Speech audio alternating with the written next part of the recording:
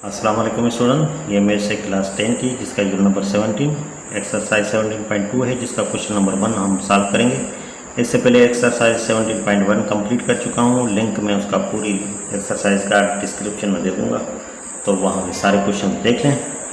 तो ये देखें, क्वेश्चन नंबर 1 कह रहा है which of the following sets are disjoint, कि कौन से इनमें से सेट जो है वो डिसजॉइंट है, ओवरलैपिंग है, एक्सहाउस्टिव है एंड सेल्स है। ठीक है, तो ये इधर आ जाएगा तो इसका पता चल जाएगा डिसजॉइंट कौन सा है, ओवरलैपिंग कौन सा है, या एक्सहाउस्टिव कौन सा है और सेल्स कौन से है।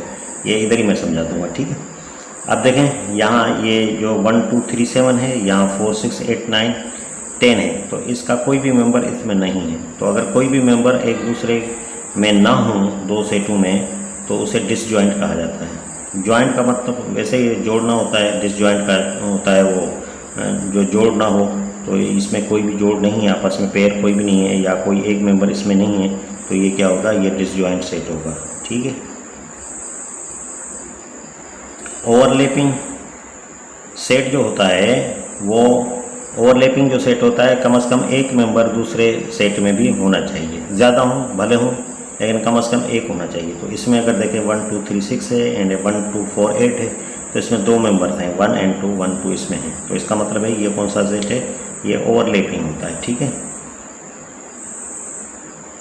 और आगे जो दो सेट बताए हुए हैं वो भी इनको देख के ही पता चलेगा कि कौन सा है, यानी ये एक्सहाउस्टिव एंड सेल्स। तो जिस सेट में हमें महसूस हो कि वो डिसजॉइंट सेट हो रहा है, जिस सेट में महसूस हो कि वो डिसजॉइंट सेट हो रहा है, तो वो सेल सेट होता है। और डिसजॉइंट का मतलब है कि एक मेंबर का कोई भी मेंबर दूसरे में ना हो, तो वो सेल्स होता है। और अगर उसमें ओवरलैपिंग हो तो वो एक्सहाउस्टिव होता है। देखें किस तरह, यहाँ देख दिया हुआ है question, E and O when U is equal to Z, U is equal to Z.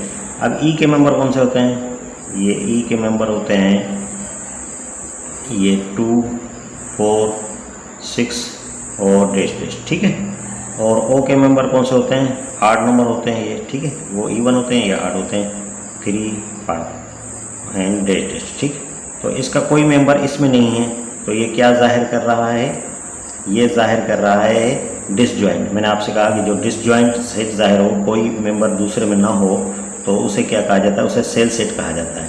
लेकिन यू इंटीजर्स होगा, यू क्या होगा, इंटीजर्स के मेंबर्स होंगे।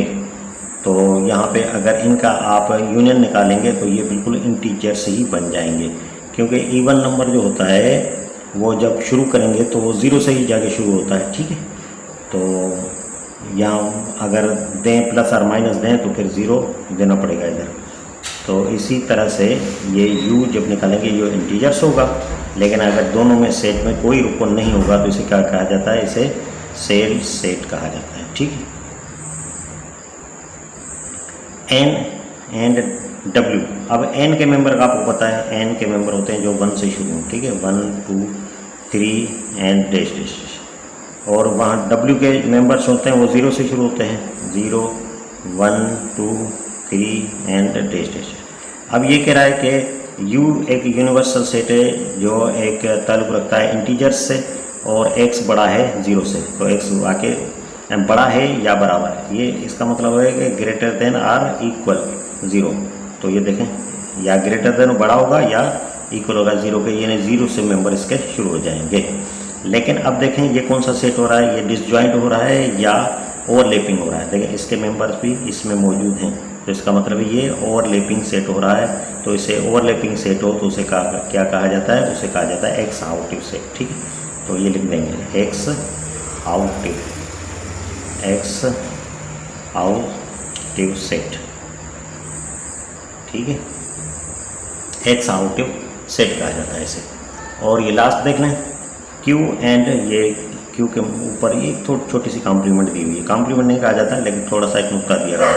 तो ये जो क्यू है इसे कहा जाता है रेशनल नंबर, ये होता है इरेशनल नंबर। ये नोट कर लें कि रेशनल नंबर इरेशनल नहीं हो सकता, इरेशनल नंबर रेशनल नहीं हो सकता। तो उसका कोई मेंबर उसमें नहीं होगा, तो ये डिसजॉइंट सेट बनेगा। तो जब डिसजॉइंट सेट बने तो उसे सेल सेट कहा जाता है, तो ये सेल सेट है। और u बराबर इसका होगा, जब यूनियन निकालेंगे इसकी तो क्या निकलेगा, रियल नंबर निकलेगा।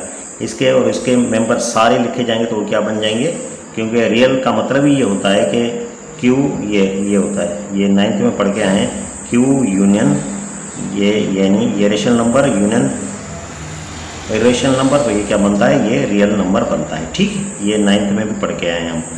तो अब जब इसका कोई मेंबर उसमें और उसका कोई मेंबर उसमें नहीं है तो ये डिसजॉइंट सेट बनता है, तो इसे क्या कहा जाता है, इसे कहा जाता है सेल सेट। ठीक, सेल सेट कहा जाता है।